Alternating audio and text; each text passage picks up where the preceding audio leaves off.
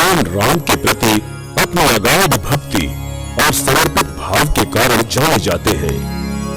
अपने त्याग और सेवा के बल पर उन्होंने भगवान राम के साथ साथ उनके परिवार के हृदय में भी अपना एक विशेष स्थान बनाया। ये कथा उनके चमत्कारिक जन्म और बचपन की है। वर्षों पहले मेरु पर्वत पर महान ऋषि गौतम का आश्रम हुआ करता था। वहां केशरी और अंजना नामक वानर का एक जोड़ा रहता था। अंजना अपूर्व सुंदरी थी, परंतु एक श्राप के कारण वो वानर बन गई थी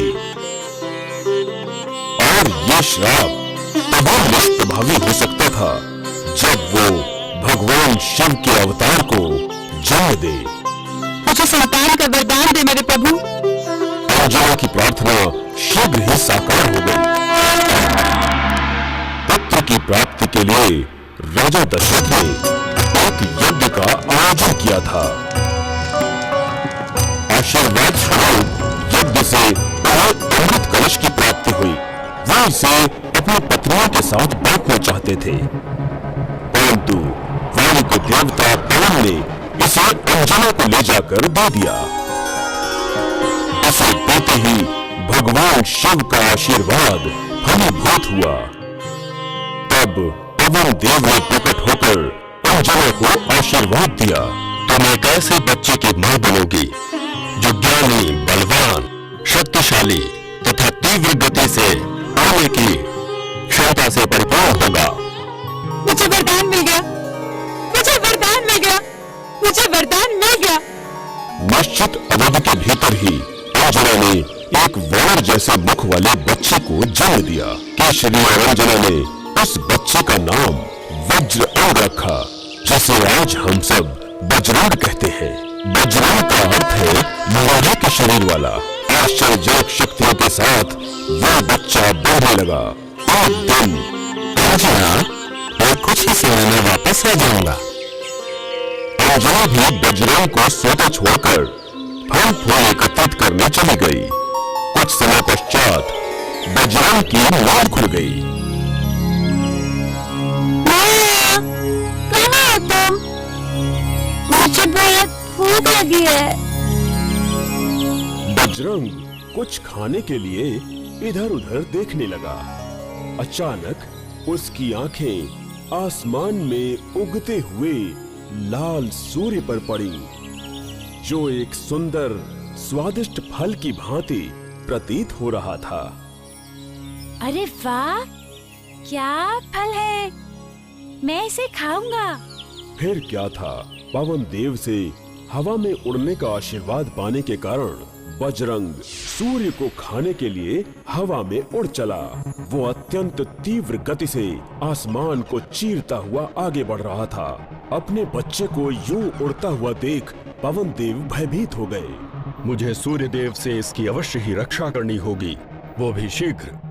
कुछ ऐसा हुआ कि उसी दिन सूर्य ग्रहण लगने वाला था और राहु सूर्य को निगलने के लिए आगे बढ़ रहा था। हाँ, ये कौन है जो सूर्य की ओर बढ़ रहा है? अच्छा, तो ये भी इस फल को खाना चाहता है। अपने फल को बचाने के लिए बजरंग ने राहु को अपनी शक्तियों से भयभीत करके वहां से भगा दिया। तेजी से भागकर राहु इंद्र की शरण में जा पहुंचा। हे इंद्रदेव, कृपया मेरी रक्षा करें। क्या हुआ, क्या बात है? हे इंद्रदेव, एक छोटे से वानर ने मुझे डरा दिया और मैं कुछ भी नहीं कर पाया। ये सुनकर इंद्र आग बबूला हो उठे। बताओ, वो छोटा दुष्ट वानर कहाँ है? वो जहाँ भी है हम उसे अवश्य दंडित करेंगे। इंद्र ने अपने विशेष शस्त्र वज्रायुधम को फेंककर बजरंग पर प्रहार किया, जिससे बजरंग की ठुड्डी पर चोट लग गई और वो मूर्छित होकर धरती पर गिर पड़े। पवन देव ये देखकर अत्यंत आहत हो गए और भारी मन से बच्चे को एक गुफा में लाकर क्रोधित होकर बोले, मैं हर एक को कठोर दंड दूंगा, संपूर्ण पृथ्वी को दंड दूंगा। मैं उसको दंड दूंगा जिसने मेरे पुत्र को चोट पहुंचाई। धरती पर अब प्राणवायु का संचार नहीं होगा। पवन देव के इस निश्चय से धरती पर हर जगह त्राहि त्राहि मच गई। देवता लोग भी परेशान हो गए। वो सभी सृष्टि के रचयिता ब्रह्मा जी के पास पहुंचे और उनसे कल्याण हेतु विनती करने लगे। मैं अवश्य कुछ करूंगा। इंद्र, आप देवताओं के राजा हैं। आपने उस छोटे बालक को मारा जो मात्र अपनी भूख मिटाना चाहता था। अब यदि आप स्वयं उसके पिता के समक्ष जाकर उनसे क्षमा याचना करेंगे तो मैं कुछ प्रयास करूंगा।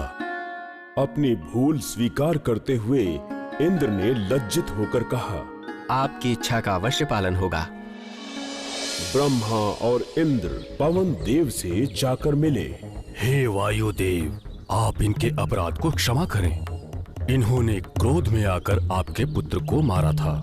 परमपिता ब्रह्मा के स्नेहपूर्ण स्पर्श के प्रभाव से बजरंग ने आंखें खोल दी और वो उठ बैठा। उस नन्हे बालक ने वहां उपस्थित सभी को हाथ जोड़कर आदर पूर्वक प्रणाम किया। सभी देवों को मेरा प्रणाम। इस नन्हे बालक पर शस्त्र का प्रयोग करने के कारण मैं बहुत लज्जित हूँ। मैं तुम्हें आशीर्वाद देता हूँ कि आज से तुम पर शस्त्रों का प्रभाव नहीं पड़ेगा। मैं तुम्हें अमरत्व का आशीर्वाद देता हूँ। मृत्यु सदैव तुमसे दूर रहेगी। अग्नि तुम्हें जला नहीं सकेगी। इस घटना के पश्चात भी बजरंग का नटखटपन कम नहीं हुआ। वो अब भी ऋषि मुनियों को सताते रहते थे। सदा की भांति एक दिन जब बजरंग ने एक ध्यानमग्न ऋषि की कंकड़ मारकर तंद्रा भंग कर दी तो वो क्रोधित हो उठे। मैं तुम्हें शाप देता हूँ कि तुम्हें अपनी शक्तियों और वरदानों का बोध सिर्फ तभी होगा जब तुम्हें कोई उनका स्मरण करवाएगा। ये सब सुनकर हनुमान का मन शांत हो गया और वो ऋषियों से ज्ञान प्राप्त करने लगे। कुछ दिनों पश्चात एक दिन, पिताश्री, कृपया आप गुरु बनकर मुझे वेद पढ़ाएं। मेरे पुत्र, मैं इतना ज्ञानी नहीं हूं कि तुम्हें पढ़ा सकूं। यदि तुमने अध्ययन का निश्चय कर लिया है तो मात्र सूर्य देव ही तुम्हें पढ़ा सकते हैं और वही तुम्हारे गुरु बन सकते हैं। ये सुनते ही हनुमान उड़कर सीधे सूर्य देव के पास जा पहुंचे। हे हनुमान, तुम फिर आ गए। तुम किस प्रयोजन से आए हो? क्या इस बार तुम फिर मुझे निगलने आए हो? नहीं सूर्यदेव, मैं अब बच्चा नहीं रहा। मैं अब बड़ा हो गया हूँ तथा आपसे ज्ञान प्राप्त करना चाहता हूँ। तो फिर? ज्ञान की भूख मुझे आपके पास ले आई है। जब आप करोड़ों ऋषि मुनियों को ज्ञान दे सकते हैं तो फिर मुझे क्यों नहीं दे सकते? मुझे भी आप वेद का ज्ञान दे सूर्यदेव। मैं निरंतर गतिमान रहता हूँ, इसीलिए तुम्हें ज्ञान कैसे दे पाऊंगा? मैं आपके साथ घूमता रहूंगा तथा ज्ञान अर्जित करता रहूंगा। ठीक है, मैं तुम्हें ज्ञान दूंगा। ध्यान से सुनना। मैं किसी भी पाठ को दोहराऊंगा नहीं। मेरा अनुसरण करके सीखते चलो। तुम मेरे प्रिय शिष्य बन जाओगे। इतना कहकर सूर्यदेव प्रकाश की तेज गति से वहां से आगे बढ़ चले। हनुमान भी उनके साथ साथ आगे बढ़ते हुए ज्ञान अर्जन करते रहे। 60 कक्षाओं में हनुमान ने संपूर्ण ज्ञान की प्राप्ति कर ली। सूर्यदेव हनुमान से अत्यंत प्रसन्न हुए। धन्यवाद गुरुदेव। मैं बहुत हर्षित हूँ कि आपने मुझे वेदों का ज्ञान दिया। मैं आपका आभार प्रकट करता हूँ। हनुमान, मैं तुमसे प्रसन्न हूँ। अब समय आ गया है कि तुम मुझे गुरु दक्षिणा दो। हे गुरुदेव, कृपया मुझे बताएं कि मैं आपको गुरु दक्षिणा के रूप में क्या दे सकता हूँ? मैं केवल ये चाहता हूँ कि तुम वानर राज सुग्रीव के मंत्री बन जाओ। वो मेरा पुत्र है तथा मैं चाहता हूँ कि अब से लेकर जीवन पर्यंत तुम उसकी रक्षा का उत्तरदायित्व अपने कंधों पर ले लो।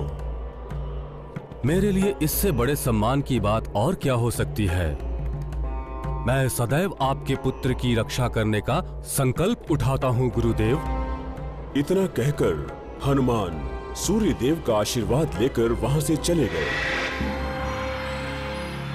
हनुमान पारंपरिक विषयों में सर्वज्ञानी तथा अनेकों शक्तियों से परिपूर्ण थे। राम के वनवास के समय रावण, जो कि लंका का दुष्ट राजा था, वो सीता को उठाकर ले गया था। राम और लक्ष्मण सीता को किसी भी प्रकार से खोज कर लाना चाहते थे। ऐसे में एक दिन खोजते खोजते एक राक्षस अचानक उनके सामने आ गया। उस दुष्ट राक्षस ने राम और लक्ष्मण को अपनी दोनों भुजाओं में दबा लिया। वाह, क्या बात है! आज एक नहीं दो भोजन प्राप्त हुए हैं। राम और लक्ष्मण ने उस राक्षस का वध कर दिया और उस राक्षस का दाह संस्कार भी कर दिया। चिता की अग्नि से एक दैवीय पुरुष प्रकट हुआ। मैं एक गंधर्व हूँ, मेरा नाम कबंध है। एक श्राप के कारण मैं राक्षस बन गया था, पर आज मुझे मुक्ति मिल गई। यदि आप सीता को खोजना चाहते हैं तो सुग्रीव के पास जाइए, जो सारे वानरों के राजा हैं। वो आपकी मदद करेंगे। आप पश्चिम की ओर जाइए, आपको पंपा नामक झील मिलेगी। उस झील की पूर्व दिशा में एक पर्वत है, जहाँ सुग्रीव अपने साथियों के साथ रहते हैं। आप अपने उद्देश्य में सफलता प्राप्त करें। इतना कहकर कबंध वायु में विलीन हो गया। राम और लक्ष्मण आगे बढ़ चले। पंपा के किनारे पहुंचकर राम अत्यंत व्याकुल और दुखी हो उठे। ये अत्यंत ही रमणीक जगह है। ये ठंडी हवा, लंबे लंबे वृक्ष तथा ये मनमोहक वसंत ऋतु, ये सभी मुझे अपनी प्रिय सीता की याद दिला रहे हैं। यहाँ का वातावरण सीता के अलगाव से उपजे मेरे दुख को बढ़ा रहा है। भैया, आप धैर्य रखें। हम अति शीघ्र ही माता सीता को ढूंढ निकालेंगे और वापस ले आएंगे। राम और लक्ष्मण पर्वत की ओर आगे बढ़ चले। सुग्रीव ने जब धनुष और बाण से सुसज्जित इन दो युवकों को पर्वत की ओर जाते हुए देखा तो वो चिंतित हो उठा। इन दोनों को निश्चित ही मेरे भाई बाली ने भेजा है। ये शस्त्रधारी भेष बदलकर मुझे ही ढूंढ रहे हैं। सुग्रीव ने हनुमान को बुलाया। आज्ञा दे महाराज। हनुमान, क्या तुम उन दो युवकों को देख रहे हो? तुम ब्राह्मण का वेश बनाकर जाओ तथा उनके बारे में सब पता लगा कर आओ। उनके वेशभूषा तथा उनकी भाषा, उनके व्यवहार तथा आचरण, इन सब बातों की जानकारी लेकर शीघ्र ही तुम मेरे पास आओ तथा मुझे बताओ। मैं समझ गया, मुझे अनुमति दे। हनुमान ब्राह्मण के रूप में परिवर्तित होकर राम और लक्ष्मण के सम्मुख प्रकट हुए। हे युवकों, आप दोनों कौन हैं? आप दोनों को देखकर ऐसा प्रतीत होता है जैसे कि आप किसी राज परिवार के हैं। आपके चेहरे पर पराक्रम झलक रहा है, आपके कंधों पर धनुष बाण भी है, किंतु आपके वस्त्र सन्यासियों के से प्रतीत हो रहे हैं। आप दोनों इस वन में क्या कर रहे हैं? हम राम और लक्ष्मण हैं, अयोध्या नरेश महाराज दशरथ के पुत्र। हम अपने पिताश्री को दिए वचन को निभा रहे हैं। सीता, जो मेरी अर्धांगिनी है, हमारी अनुपस्थिति में उसे कोई राक्षस हर ले गया। हम उन्हीं को ढूंढ रहे हैं, किंतु असफल हैं। कबंध, जो कि एक गंधर्व हैं, उन्होंने हमें बताया कि वानरराज सुग्रीव हमारी सहायता कर सकते हैं। हम लोग उन्हीं के ठिकाने को ढूंढ रहे हैं। जब हनुमान ने अपने समक्ष उस श्री राम को देखा, जिनके प्रति उनके मन में अपार श्रद्धा तथा आस्था थी तो उनकी प्रसन्नता की सीमा न रही। हनुमान ने श्रद्धा पूर्वक श्री राम को नमन किया। मेरे प्रभु, मैं हनुमान हूँ, सुग्रीव का मंत्री। हमारा सौभाग्य आप पधारे। अपने निर्दयी भाई बाली के द्वारा पत्नी और राज्य हरण के बाद से राजा सुग्रीव जंगल में रह रहे हैं। दुख की बात है, उन्हें छिप कर रहना पड़ रहा है। मुझे विश्वास है कि आप दोनों की मित्रता अवश्य ही सफल होगी तथा पुनः वो अपनी स्त्री और साम्राज्य को पा जाएंगे। असंख्य वानरों की अपनी सेना की मदद से वो माता सीता को कहीं से भी अवश्य ढूंढ निकालेंगे। भैया, हनुमान के मुख के तेज को देखकर प्रतीत हो रहा है कि वो सत्य बोल रहे हैं। हनुमान दोनों भाइयों को अपने हाथ में उठाकर सुग्रीव से मिलाने के लिए उड़ चले। हे राजन, राम और लक्ष्मण यहाँ आपसे मित्रता करने आए हैं। ये अपने पिता के वचन के कारण 14 वर्ष का वनवास काट रहे हैं। इनकी पत्नी सीता का हरण हो गया है। हमारी सहायता से ये उन्हें खोजना चाहते हैं। इनकी मित्रता आपकी पत्नी और साम्राज्य दोनों को वापस लाने में सहायक होगी। ये हमारा सौभाग्य है कि आज हमें इन दोनों का सानिध्य प्राप्त हुआ है। ये मेरे लिए अत्यंत हितकारक तथा सम्मान की बात है कि आप मेरी वानर सेना के कारण मुझसे मित्रता करने की चाह रखते हैं। मेरी अर्धांगिनी का हरण करने वाले राक्षस ने मुझे अत्यधिक कष्ट पहुंचाया है। बताओ सुग्रीव, मेरी सीता का हरण किसने किया है? सुग्रीव की आंखों से आंसू छलक पड़े। महाराज, मैं उसे नहीं जानता, परंतु मैं आपको वचन देता हूँ कि माता सीता को ढूंढने का पूर्ण प्रयास करूंगा। सुग्रीव ने हनुमान को आदेश दिया। हनुमान, मैं तुम्हें माता सीता को ढूंढने के अभियान का नेतृत्व सौंपता हूँ। हनुमान ने लकड़ी की कुछ टहनियां इकट्ठा कर उसमें अग्नि प्रज्वलित की। उस अग्नि को साक्षी मानकर राम और सुग्रीव ने सच्ची मित्रता की शपथ ली।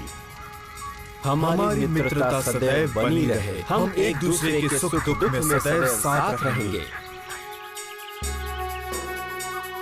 अपने आराध्य श्री राम के दर्शन के पश्चात हनुमान ने शेष जीवन में अपने आराध्य श्री राम का साथ न छोड़ने और उनकी सेवा सदा करते रहने का निर्णय लिया। हनुमान के लिए जीवन का सबसे पावन उद्देश्य श्री राम की भक्ति थी। ये घटना हनुमान की अपने प्रभु श्री राम के प्रति निस्वार्थ प्रेम, आदर, समर्पण, त्याग, पूजा तथा बलिदान जैसे भावों को दर्शाती है।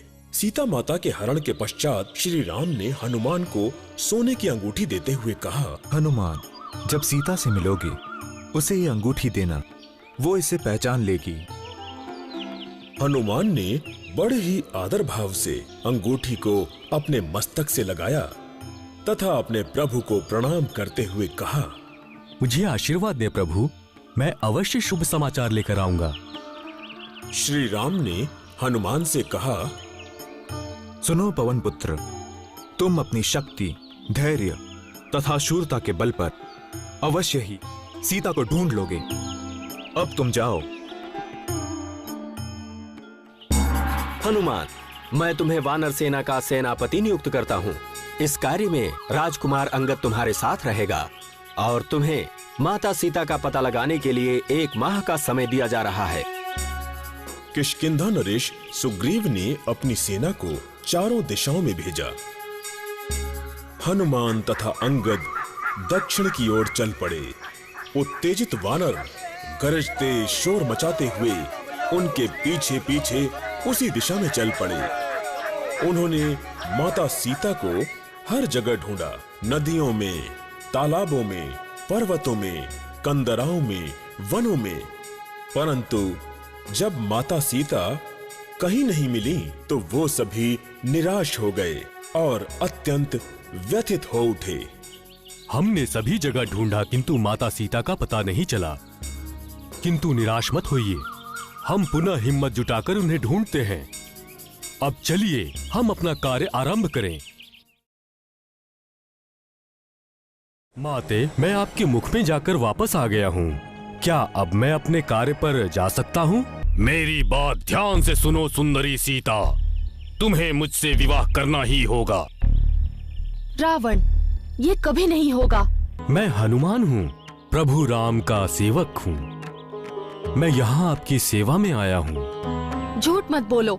यदि तुम्हें प्रभु राम ने भेजा है तो तुमने इतना बड़ा सागर कैसे पार कर लिया? मेरी इच्छा है कि युद्ध क्षेत्र में जाकर